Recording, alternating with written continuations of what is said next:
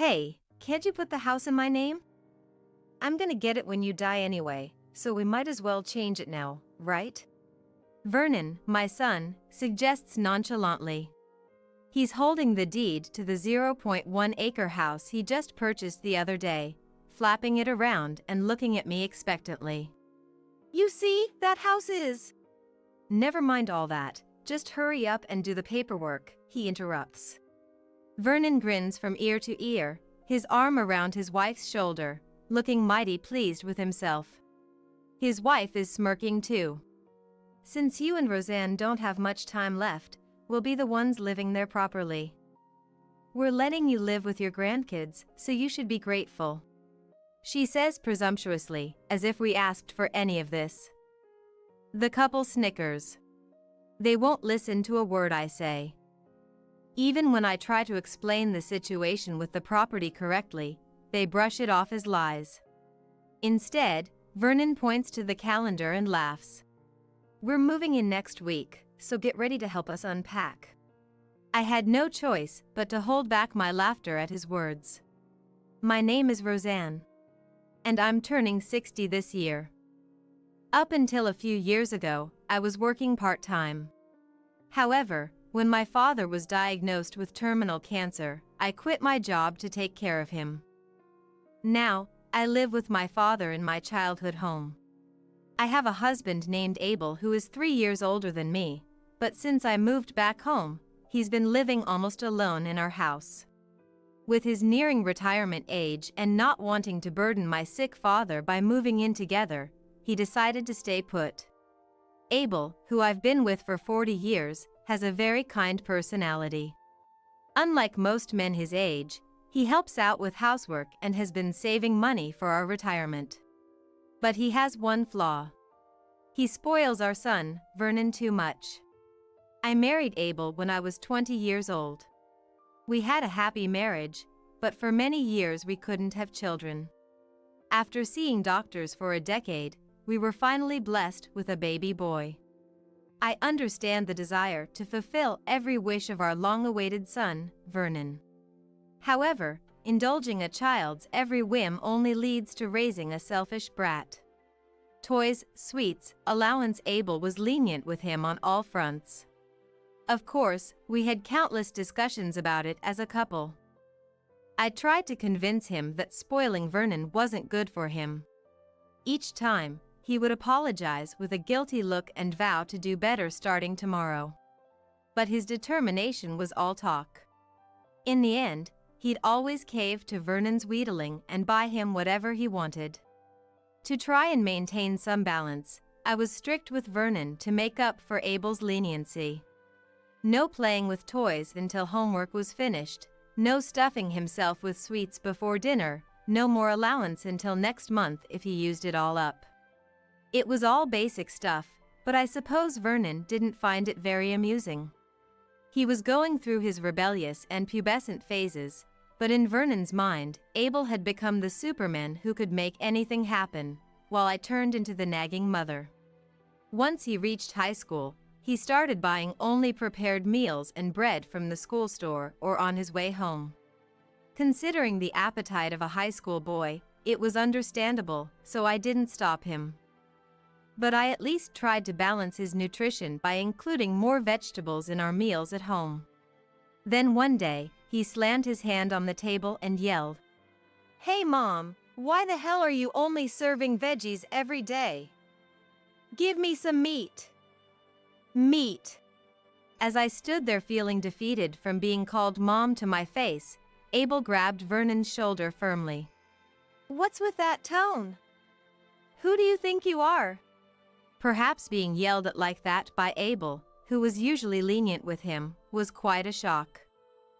Vernon threw an apology my way in a small voice. After that, Vernon's rebellious phase seemed to settle down a bit. He even started studying hard, but unfortunately, he didn't get into his first choice school.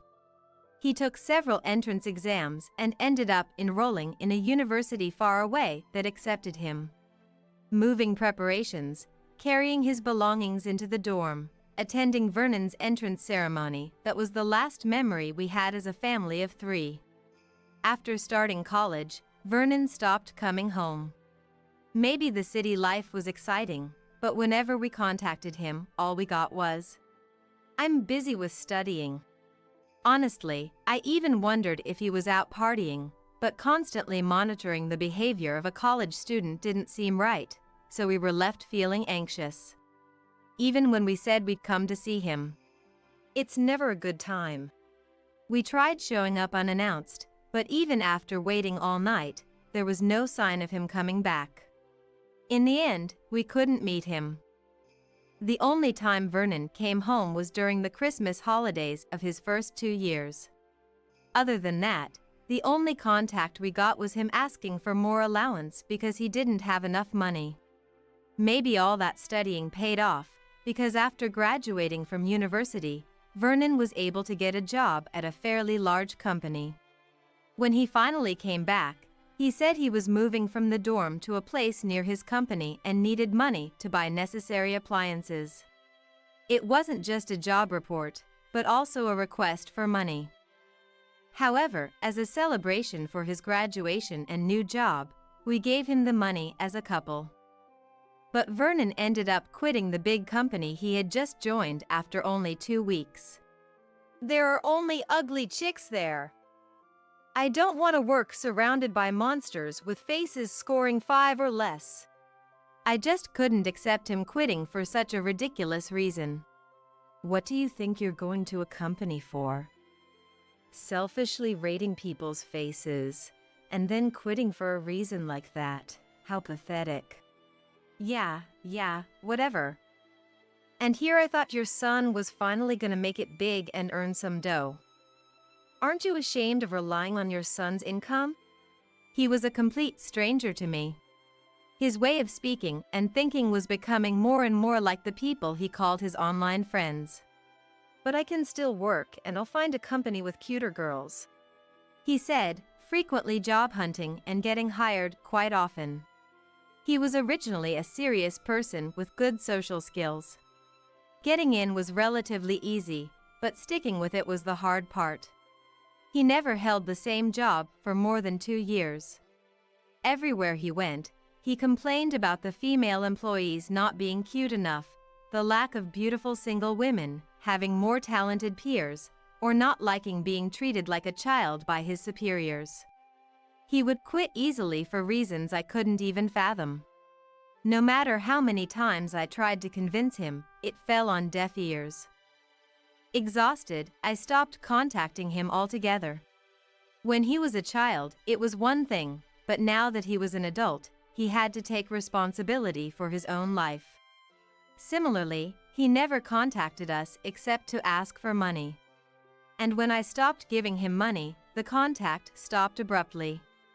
Around the time we stopped bringing up Vernon in conversation, the now 27-year-old, he suddenly showed up at our house. And he brought a pregnant woman with him. "I got married. Lucia is pregnant now," he announced. "Married? When?" I asked. Apparently, they had been married for a year already. Neither Abel nor I had heard anything about it, and all we could do was give him a suspicious look, wondering why he was telling us now. "Actually, I quit my job. And Lucia needs to take maternity leave soon, so we're worried about making ends meet. So, He looked at us hesitantly, grinning sheepishly when our eyes met.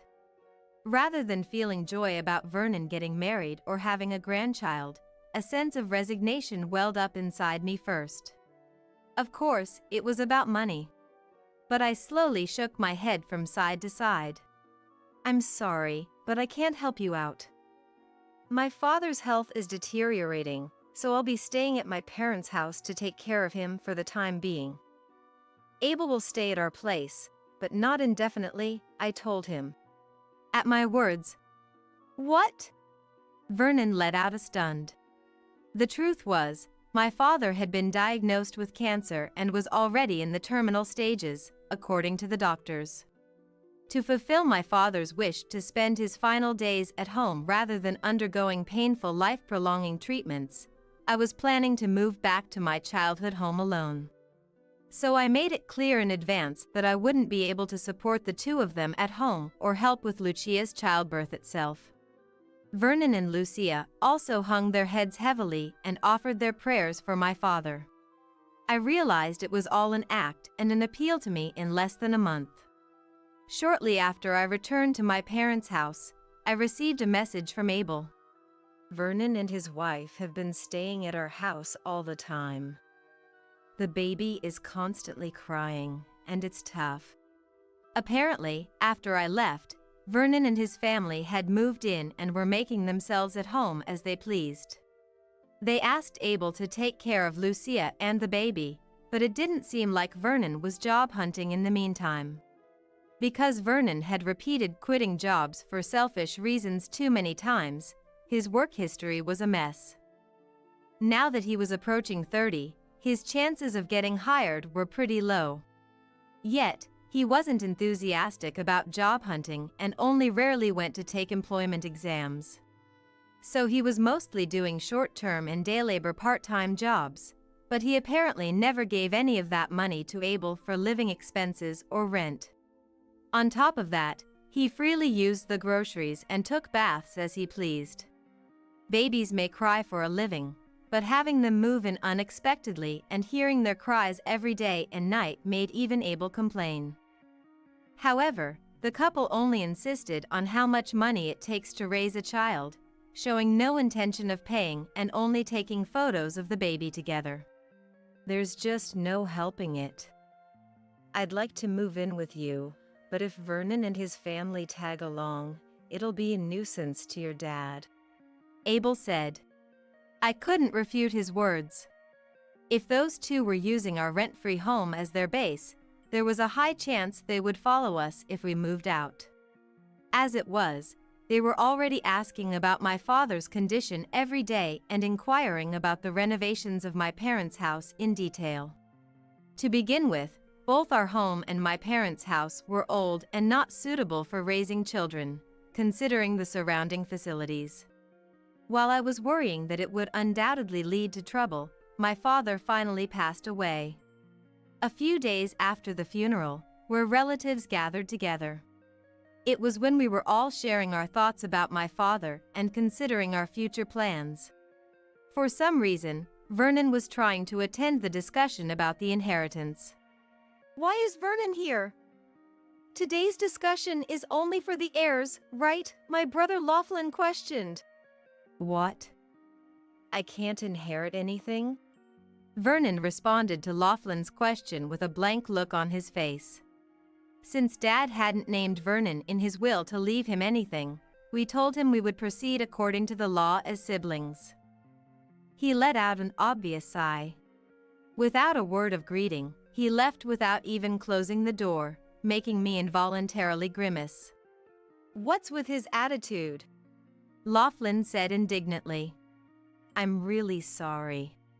I tried to calm my furious brother, but I felt the same way. Vernon, who had apparently been after Dad's inheritance, stopped asking about my parents' house and Dad's estate as soon as he learned he had no right to inherit. The discussion about dividing the inheritance was settled, and a few days passed. When I returned home for the first time in a while, it had changed so much that it felt like someone else's house. Abel looked exhausted, while only Vernon, his wife, and their child seemed full of energy. But I grew concerned about how thin my grandchild was. What? Isn't this child too skinny? Is everything okay? Oh, it's fine. The doctor mentioned it during checkups, but apparently the baby is just petite. Well, I haven't been eating very well, so I guess the baby isn't getting enough nutrition. Lucia laughed as if it were someone else's problem. I hurriedly started preparing meals. Since they weren't using formula and the baby wasn't old enough to start solid foods yet, it was meaningless if Lucia didn't eat properly. I diligently planned out menus, thinking my grandchild was innocent in all this. As a result, Vernon and his wife started staying just for the meals. They demanded this and that, claiming it was good for breast milk, but never paid a dime or showed any gratitude. The only solace was that my grandchild was getting plumper. I was fed up with Vernon, who was supposed to be an adult but left all the housework to me, and Lucia, who went along with it as if it were only natural. I tried to have discussions with them multiple times, telling them it was a burden, but they only responded with emotional arguments about how happy we must be to live with our grandchild. I was considering moving out to force them out when Vernon casually looked around the house and laughed. "Hey, where's Abel been lately? I thought Roseanne was back, but now Abel's gone. Weird, huh? Wait, don't tell me you're planning to divorce? If Roseanne leaves, we'll be in trouble for food, so don't do that." Seeing him blatantly look down on me and laugh, I glared at Vernon, suddenly feeling angry. Abel is just out and about preparing for the move and greeting people around our new place. And what do you mean, you'll be in trouble? How long do you plan on staying in this house? You're still job hunting, right? We'll be in trouble if you don't hurry up and find a job and a place of your own.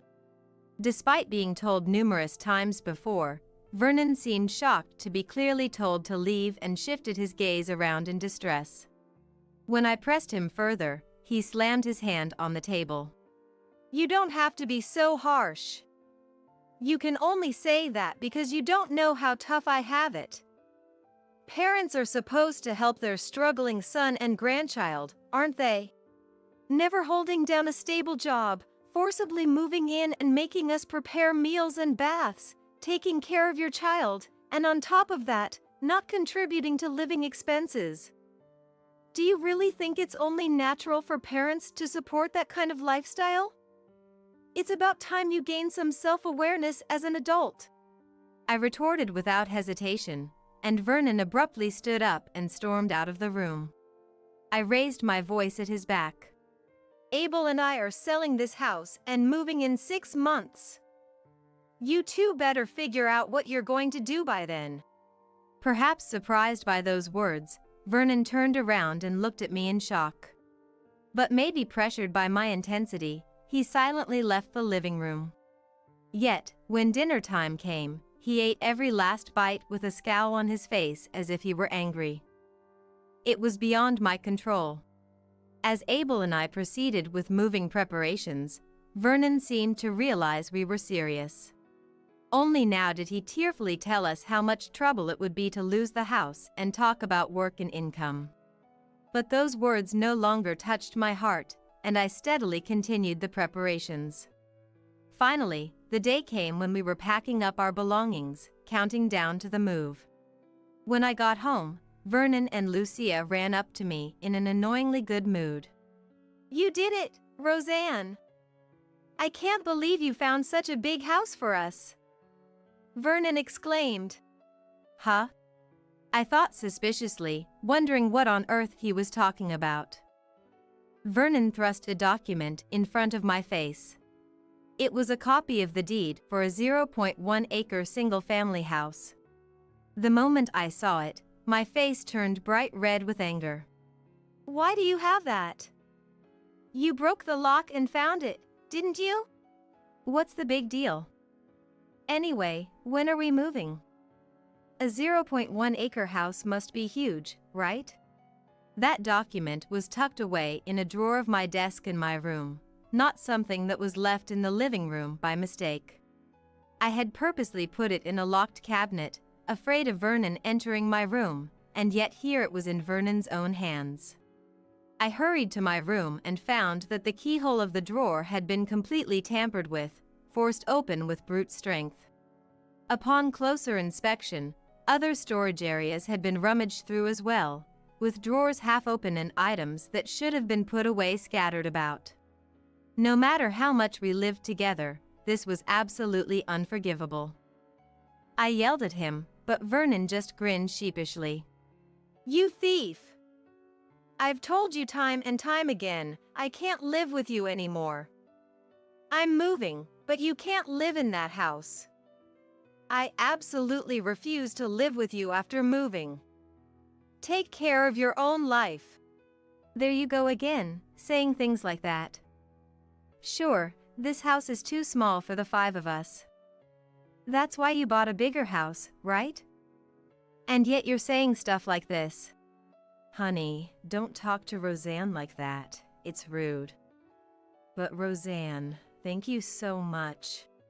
I explained over and over that the house wasn't meant for living in, but they wouldn't listen, asking why I had the rights to such a building if that was the case. It was hopeless. Vernon was preparing to go out in high spirits, and Lucia, holding their child, was following along excitedly. Well, we're gonna go check out refrigerators and washing machines. If we find good ones, we'll write down the model numbers. Let's all go shopping together next time. See ya! I was dumbfounded that they expected us to buy even those, but if they were going out, it was a chance. I quickly called Abel and told him again that there was no hope for them. After a deep, long sigh, he said we should move as soon as possible. Vernon and his family came back once late at night, but they were drunk and showed no signs of listening to me. They were convinced they could live with us in the new house, talking about the layout and where to put the appliances, no matter how many times I said we wouldn't be living together. The next day, Vernon and his family went out again, saying they were going to look at beds this time, heading to a store that sold large furniture. I threw all of Vernon's belongings into a rental storage unit and put the key in our home's mailbox. I left a handwritten note and sent an email to both of them, then locked up the house and left. It was 3 days later when I got a call from Vernon.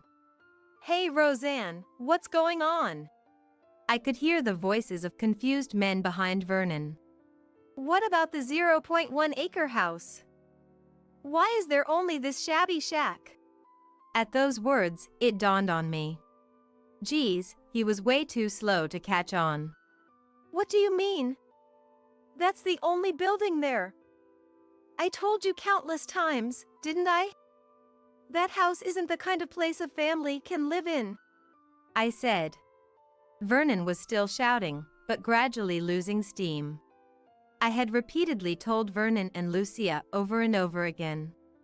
They must have brushed it off as me being shy or something, gone to the site, seen the actual house, and finally realized it was true. But then why did you buy such a big plot of land? Oh, are you going to rebuild here? Then you should have said so from the start. No, that's not it. You looked at the deed without permission, and you still don't get it? There should have been various things inside, like the inheritance distribution agreement. We didn't buy that land, we inherited it from grandfather. I could tell Vernon was at a loss for words on the other end of the line. I sighed and pressed my finger against my brow. Despite talking about it so many times, the fact that he really hadn't been listening gave me a headache. It was a plot of land grandfather had used for a home garden, and nearby there was only a shed for storing farming equipment and a small cabin with just a kitchen and bath for simple overnight stays. Even that had been left completely untouched while grandfather was fighting his illness, so by now, it was probably overgrown with weeds. More than anything, I told him, if you looked at the deed, it should have been clearly written. Most of that wide expanse of land you see belongs to someone else's fields, so don't go doing anything reckless. Deeds don't use units like acres. So, to begin with, the idea of a 0.1 acre house was wrong from the start. Vernon had been silent for a while, but suddenly he began shouting. This is fraud! Roseanne tricked us! We don't even have a place to live now. Take responsibility. Don't be ridiculous. I told you over and over, we can't live together anymore. It's not like I threw you out at the drop of a hat, right? I've talked about this countless times since grandfather passed away, and I've told you repeatedly that you're misunderstanding. You're the ones who wouldn't listen and just charged ahead on your own. As we yelled at each other, there was a rustling sound. And then Lucia's screaming voice could be heard immediately. I didn't hear that. Tricking us and kicking us out is too cruel. Our child is still little. What are you going to do about our livelihood? If you're getting rid of that house and not living here, that means you have a separate base of operations, right? Tell us right now, we're moving in with you. I'm telling you, it's impossible. I absolutely refuse to live with you anymore. You're adults, and you even have a child. It's about time you walked your own path in life. Then Vernon's voice rang out loudly. Dad! Put Dad on the phone! I was listening in. Let me tell you, we can't live with you anymore. If we're around, you'll just scream and shout without doing anything for yourselves. That's why I won't tell you where our new place is, and we won't provide any support from now on. Even if it means not being able to see our grandchild, so be it. Please, just let us go.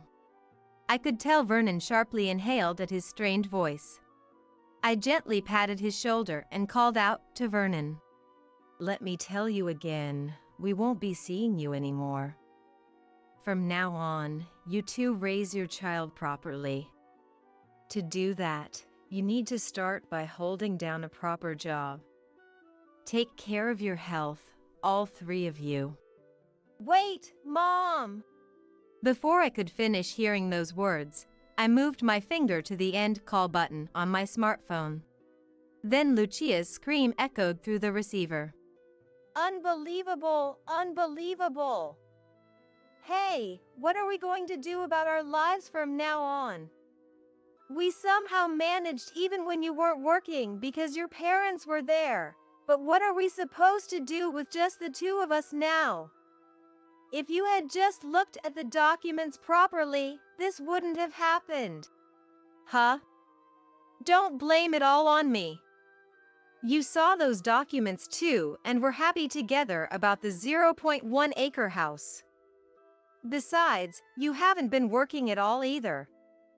Don't complain only to me.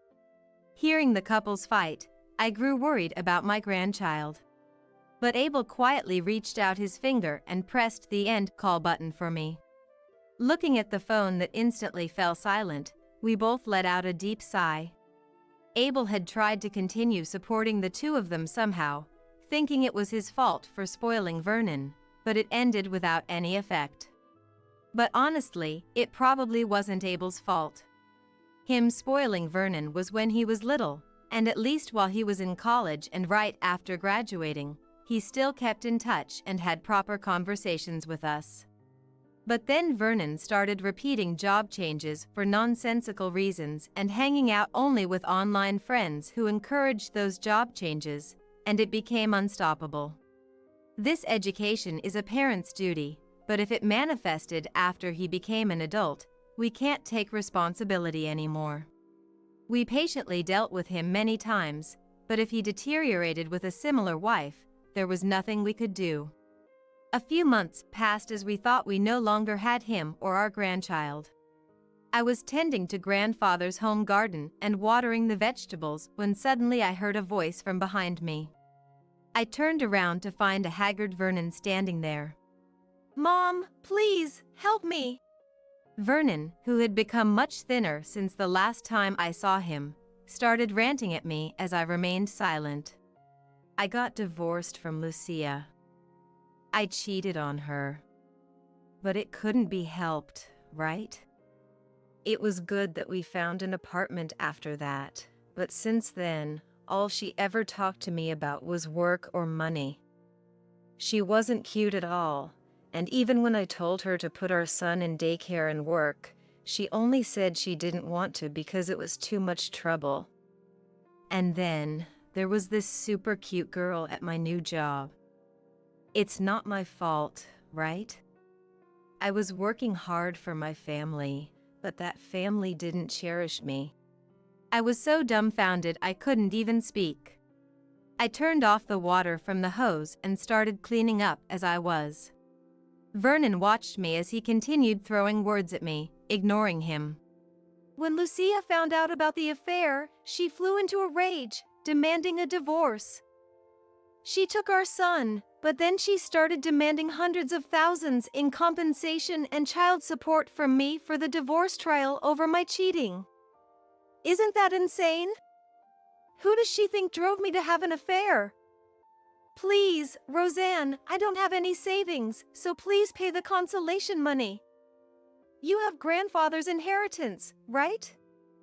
If that's not possible, sell this land. Finally, my anger exploded at his unbelievable words, and I glared at him. You're always talking about money, money. You and Lucia are the same, only ever talking about money. Why should I have to cover for your mess? If you had a woman you wanted to be with more than Lucia, you should have just gotten a divorce and then started a relationship. It's pathetic that you're talking as if you're the victim. Neither your dad nor I will do anything to help you. Even if you're going through a tough time, who would help a man who still relies on his parents and even tells them to give up their inheritance? No way! Your precious son is going through such a hard time, and you don't feel anything? I do have feelings about it. The Vernon we raised with care has turned into such a good-for-nothing.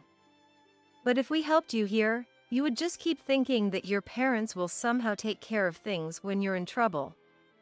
We won't be around forever either. You need to take responsibility for your own messes. With that, I finished cleaning up and left the field. He persistently followed me, but he seemed to notice the people around us whispering and looking at him. The moment he heard words like police and report, he ran away crying.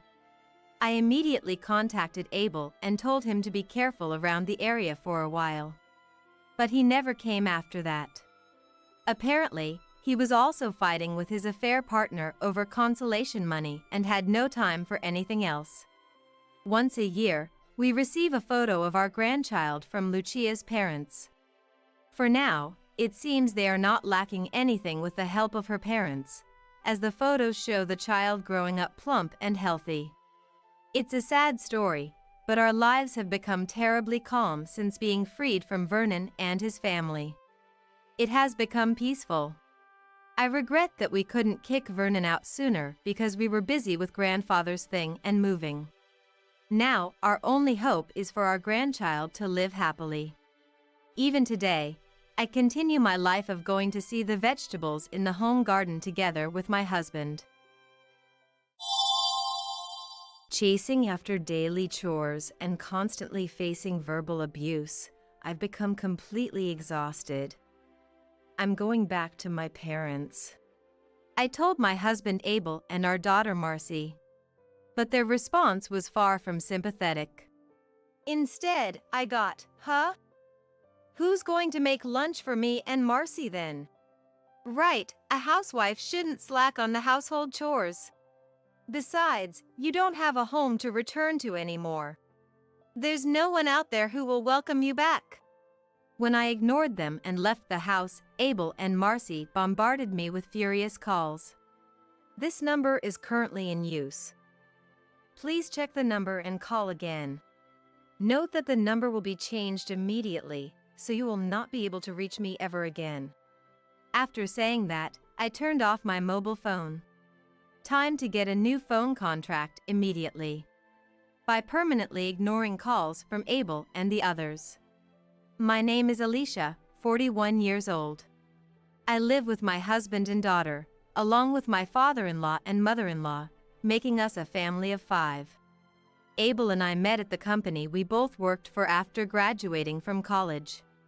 A classic office romance. We got married at 24, and by 26, I had given birth to our daughter Marcy and quit my job to become a full-time homemaker. I've been a housewife ever since. After having Marcy, we moved to a spacious house a bit far from the city. It's a bit old, but Abel said it was big enough so we wouldn't need to move even if we had 3 or 4 children. The commute is inconvenient, so I drive Abel to and from work every day. I wave goodbye at the station and pick him up in the evening based on his heading home text. Honestly, it was sometimes a hassle, but even that felt like a happy daily event. The early days of our marriage were truly blissful. Living the sweet life, I wondered if anyone could be happier than I was in those newlywed days. Abel was the young hope of the sales department, well-paid, handsome, and liked by everyone. Initially, I was drawn to his looks and gentlemanly behavior, admiring him. Marrying someone like a celebrity, I was the envy of my coworkers. I was indeed proud to have been chosen by Abel. But that life came to an end. When I gave birth to Marcy, at Abel's wish, I quit my job to become a housewife. That's when Abel's attitude began to change. It must be nice being a housewife, so carefree. What do you do all day at home? No matter what he said, it was childcare and chores. Caring for a newborn is a 24/7 job without breaks. There's no morning, noon, or night. If the baby cries, I have to wake up, feed, change diapers, soothe, and hardly get any sleep. Please, can you keep the night quiet? You might be able to sleep during the day, but I have to get up in the morning and go to work. You understand? When Marcy cried, I would immediately leave the bedroom for the farthest room.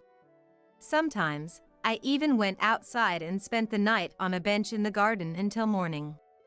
Despite this, Abel did show affection for Marcy and occasionally offered me comfort, which was enough for me to endure it all. Even with little sleep, Marcy's smile and Abel's thank you made all the fatigue vanish. My body was tired, but I still felt I was living a happy life. My life changed again when Marcy started elementary school. I'm thinking of inviting my parents to live with us. What do you think? Fortunately, we have enough room. Although he phrased it as a question, I knew it was already decided. Since quitting my job after Marcy was born, my opinions hardly mattered anymore. You say that because you don't understand the current society. Whenever I expressed my opinion, Abel would sigh and say, "Well, if you don't understand, just leave it to me. Just make sure Marcy doesn't grow up to be foolish like you." So, to his "what do you think?" I could only reply, "That sounds fine." I had only met my in-laws a few times, during our wedding introduction, the wedding itself, and subsequent Christmases. But they seemed like decent people, and I didn't foresee any issues living together. I wondered if Abel had always intended for us to live with his parents when he bought this house, but I had no choice but to agree.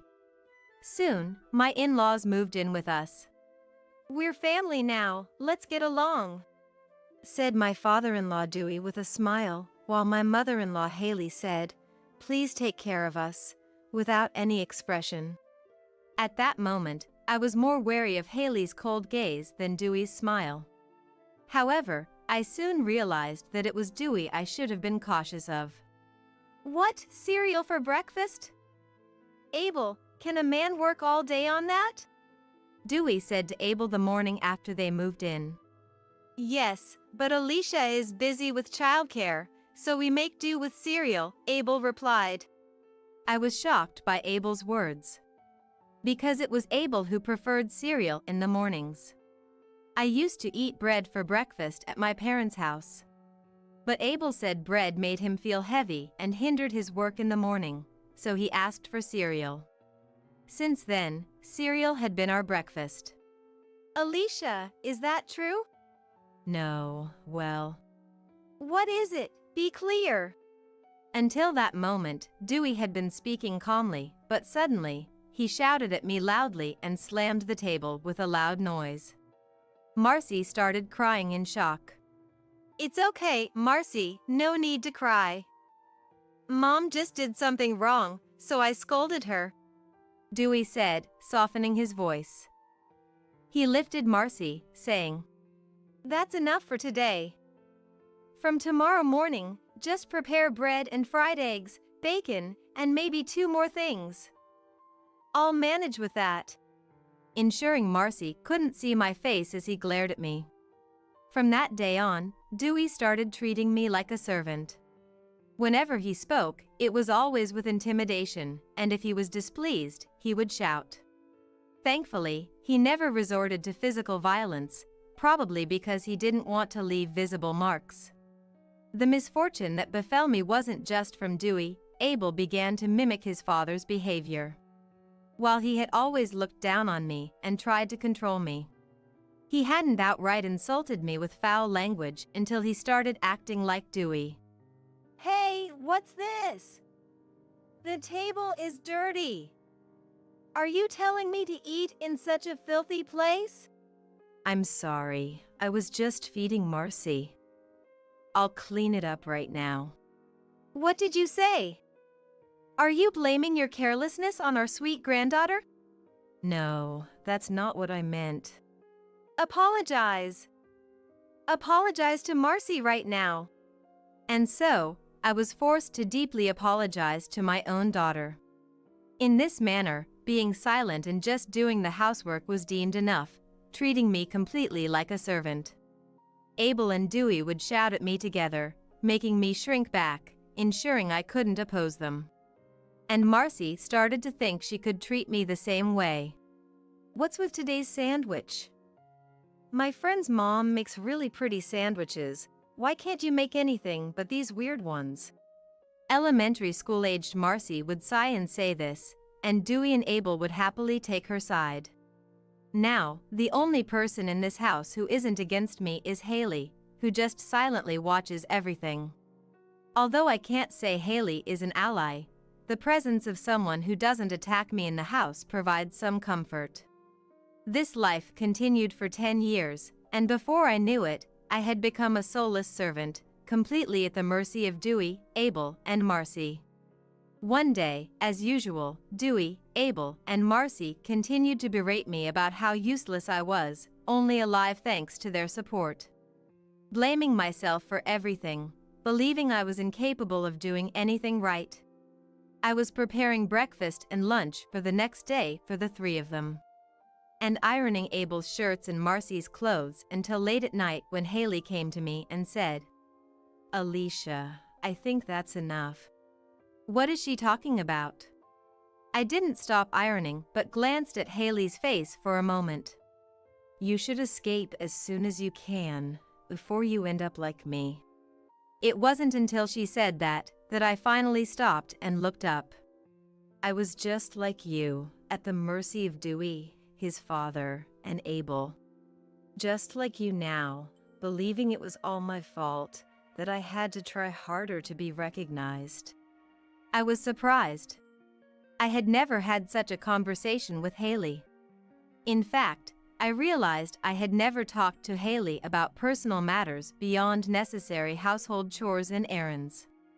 Despite living together for 10 years, Haley began to share bits of her life with me.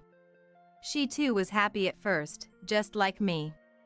In Haley's time, it was understood that women quit their jobs upon marriage, an unspoken agreement. And she had embraced her role as a housewife without question. Then, 2 years later, when Abel was born, the attitude of Dewey's father and Dewey himself began to change.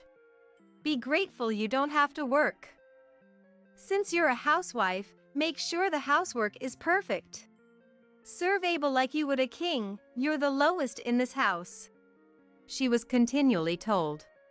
Like me, Haley was told this repeatedly, made to believe it was right, and lived being constantly berated by her father-in-law, husband, and son. Ever since you came to this house and I saw you suffering the same fate as me, I thought I was finally being freed. I'm sorry. Haley apologized to me after saying this. From Haley's story, I learned that Dewey's family believes only their bloodline is noble and important. They think it's okay to oppress and use people like Haley and me, who are not related by blood, and treat us as servants. But to make sure you can't escape before that happens, they initially welcome you kindly. At the beginning of the marriage, Dewey and his father were so nice to me that I thought I was the happiest person in the world. It was the same for me. I thought I was the luckiest person in the world to have married Abel. Once they see you can't escape, they gradually reveal their true selves, and by the time you realize it, it's too late to do anything. That was true. I first started feeling uneasy after Marcy was born. Abel began to look down on me using Marcy. Marcy is cute because she looks like me. It's really good she doesn't resemble Mom. Abel indeed has a handsome face, falling into the category of narcissism. But I smiled it off, thinking every parent finds their child adorable. Marcy is really smart too. She must have gotten that from me. You shouldn't end up like Mom just because you're a girl. I was a bit irritated then, but convinced myself it was just his way of being sweet to Marcy. I wanted Marcy to be cute and smart too. What's this mess? Marcy could get hurt. Clean this up immediately. As Marcy grew and began scattering her toys around, Abel would frequently come home at night and say things like this. A home with a small child gets messy, no matter how much you clean up. There might be some differences depending on the house, but ours was like that too. Even if you clean one area, you'll notice another has become messy while you were doing chores. You end up being chased by tasks all day long.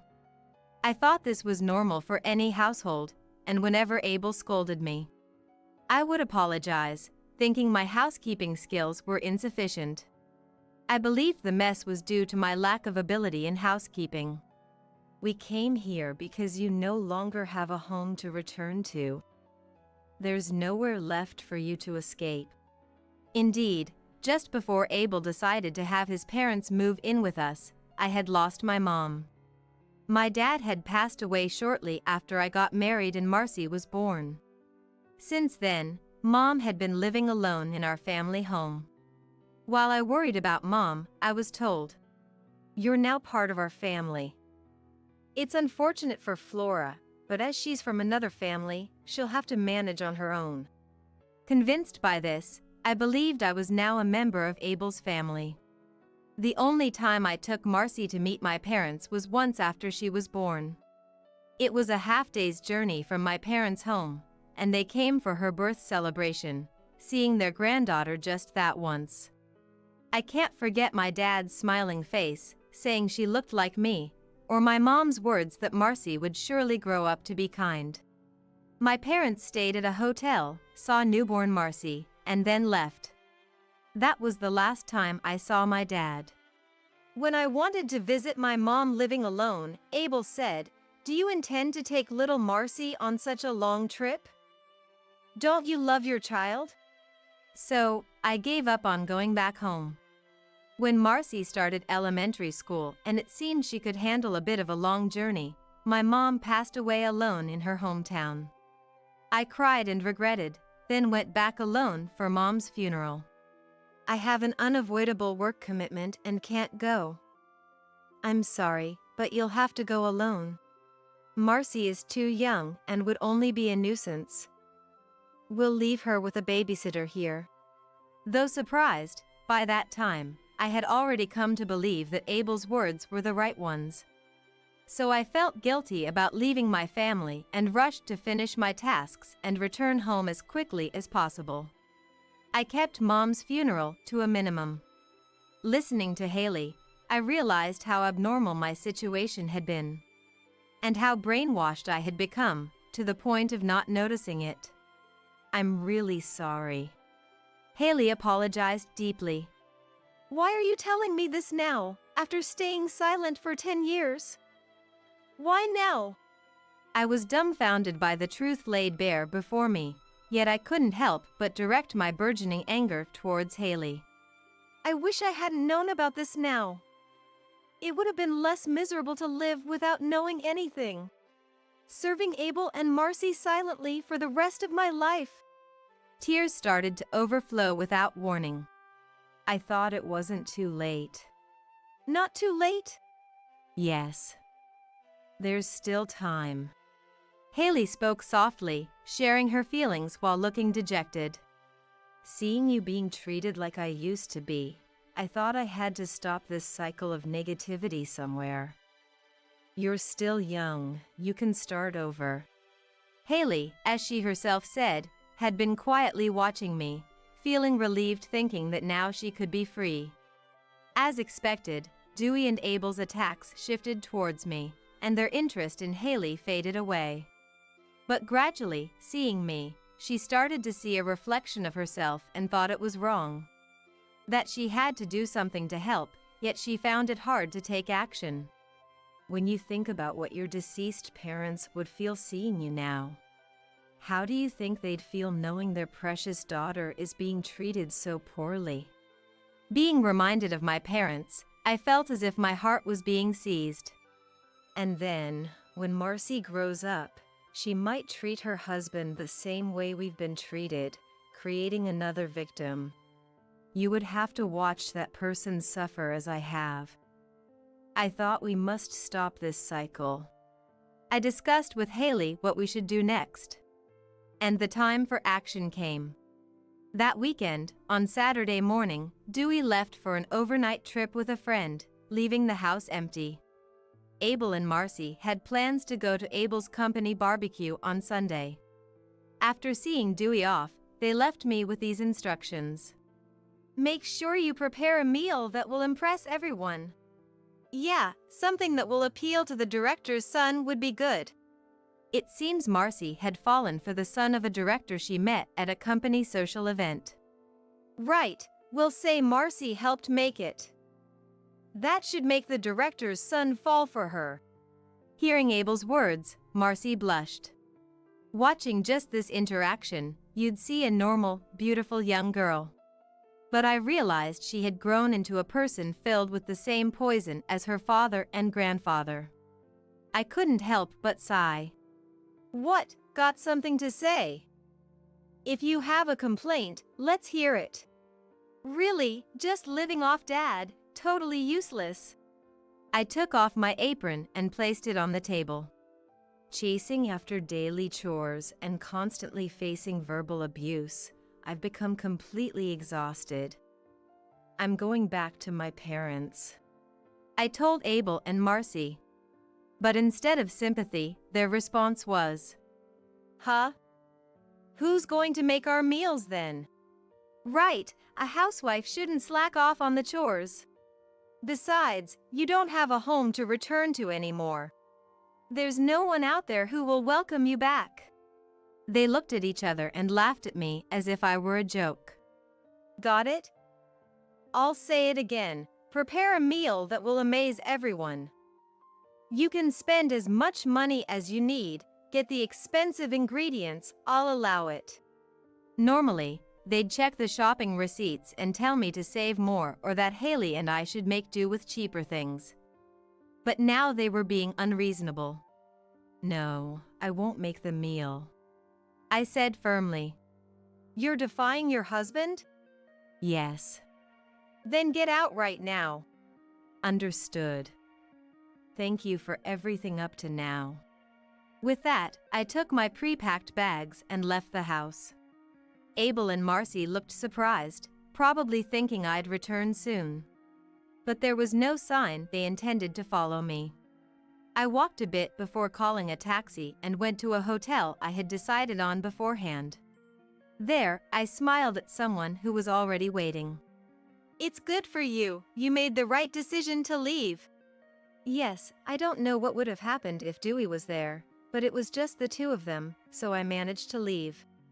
Haley had sneaked out of the room after Dewey left that morning and checked into the hotel ahead of me. Dewey is more suspicious than Abel and Marcy. If Dewey had been there, he wouldn't have allowed Haley to leave the room, nor would he have allowed me to say what I did. All that's left is to proceed as planned. With my own words finally reclaimed, I said this with a smile. We spent the day relaxing at the hotel, and the next morning, Haley and I headed to my parents' house. Even though no one lives there now, the house is still there. After traveling for half a day and arriving at the nostalgic house, tears involuntarily filled my eyes. If possible, I wished to have returned here while my parents were still alive. To be greeted with smiles. Let's clean up and make it a livable place again. Yes. We cleaned earnestly, turning the old house into a comfortable space. Doing chores for ourselves, instead of for those who never saw us as people, felt unbelievably satisfying. After a day of hard work, we took turns showering and then toasted with beer, feeling a satisfying tiredness. Freedom tastes so sweet. Haley smiled at me. That day, Haley had told me to escape alone. If they notice anything odd about you, they surely won't let you leave. They don't want you to escape. So, I'll stay behind and buy you some time. But, Haley, you'll suffer. I'm already past caring. Haley laughed resignedly. Besides, I want to make amends for you. I'm really sorry for these 10 years. At that moment, I saw my deceased mom in Haley's face. The face of a mother concerned and wanting to protect her daughter. Then we planned the escape together, waiting for our chance while acting as if nothing was amiss. Until that day, we both quietly went about our days as if nothing was amiss, waiting for the right moment. As Haley had said, it would have been impossible to escape if all three were together. So, we waited for an opportunity when Dewey was gone. If it was 2 against 2, we thought we could manage somehow. And indeed, we managed to escape exactly as planned. Surely, after I disappeared, Abel and Marcy would try to assign tasks to Haley, only then realizing I wasn't there. Haley was always an ignored presence by the three of them. If we disappeared before they noticed, we would win. And we won that bet. Just in case, I had disposed of anything that could indicate the location of my parents' house. Abel, who had only visited once before our marriage, had never bothered to remember its location. Even if he tried to search, he wouldn't know where to start. I turned off the location services on my mobile phone and powered it down. I decided to turn it on. As expected, there were dozens of voicemails. I played them, just in case. All the messages were the same. Where are you? Come back, or else. Do you think this is okay? What about the house? I'll forgive you now, so respond. I'm serious, I'll get angry. Where are you? Fulfill your duties as a housewife. Don't you care about your daughter? You. Neglecting your child. It's astonishing how they keep repeating the same things without learning. I listened to the voicemails in order, amazed, but then a call came through and I accidentally answered. Hey, you finally picked up. Where are you? Come back and take care of the house. I immediately hung up, but then Marcy called. What are you doing? Come back and make dinner. Of course, I hung up right away. But the calls kept coming, over and over. Because they were so persistent, I decided to respond. This number is currently in use. Please check the number and call again. Furthermore, the number will be changed immediately, so you will not be able to reach me ever again. After saying that, I turned off my mobile phone. Time to get a new phone contract immediately. Soon after, I decided to sell that house. Yes, I was the owner of that house. It was bought with the insurance money after my dad passed away, but since Mom was the beneficiary, she bought it and leased it to our family. When Mom passed away, I inherited it, so it became mine by default. Abel, who always looked down on me, had completely forgotten about this. Perhaps he also forgot because, despite calling it a lease, he never actually paid any rent. I received a call from the real estate agent handling the sale, and though Abel tried to contact me in a fury, I informed them that any further communications would go through my lawyer, and then I canceled my old mobile phone. I played my last card by sending them the recordings of Abel and his friend's verbal abuse left on that mobile phone. offering mercy by saying I wouldn't take it to court if they just left immediately. Abel and Dewey, I couldn't care less about. But Marcy, she's still my daughter. I wanted to keep a door open for Marcy, in case she decided to change her ways. Despite some resistance from Abel and Dewey, they eventually agreed to the divorce. They didn't want a court battle, and it seemed they only really cared about their blood relatives. Anyone else being out of the picture didn't bother them. The fear of their abusive words, recorded after I woke up, becoming public might have also played a big part. After all, Abel and Dewey always cared a lot about their public image. They wanted to avoid any further damage to their reputation. To maintain appearances and prevent future issues, they followed the terms of a notarized agreement we made, paying the agreed alimony and quickly leaving the house. Abel had quite a bit to say about expecting to receive half the money from selling the house, but the inheritance I received was mine. And no amount of complaining from him would change that it wasn't subject to division. Thus, I was able to start a new life with Haley. At first, Haley hesitated, saying, "I was part of the reason you suffered." But if Haley hadn't told me to run away back then, I'd still be living a humiliating life. For that alone, I'm grateful. Despite the connection forged through that marriage, now the only person I can call mom is her, which led me to suggest we live together. A non-blood related mother and daughter living together doesn't seem so strange in today's world. And then there's Marcy, related by blood to both Haley and me, who started saying through a lawyer that she wanted to live with us too. Grandpa and Dad always tell me to take care of the house. It's terrible. I want to leave this house and live with Mom too. That was her reasoning. Essentially, she didn't want to deal with household chores or errands, and that's why she wanted to live with me. This wasn't right. I decided to push Marcy away with a heavy heart. Living together now would only have Marcy repeating the same behaviors as Dewey and Abel. If Marcy truly realizes her mistakes and decides to change, I'll welcome her with open arms. I believe that's also a form of maternal love. For now, Marcy and I only communicate through letters via a lawyer. Her letters are filled with complaints and grievances against Dewey and Abel, along with resentments towards Haley and me for leaving. But I'm waiting for the day when the content of those letters changes, and we can meet face to face as family again.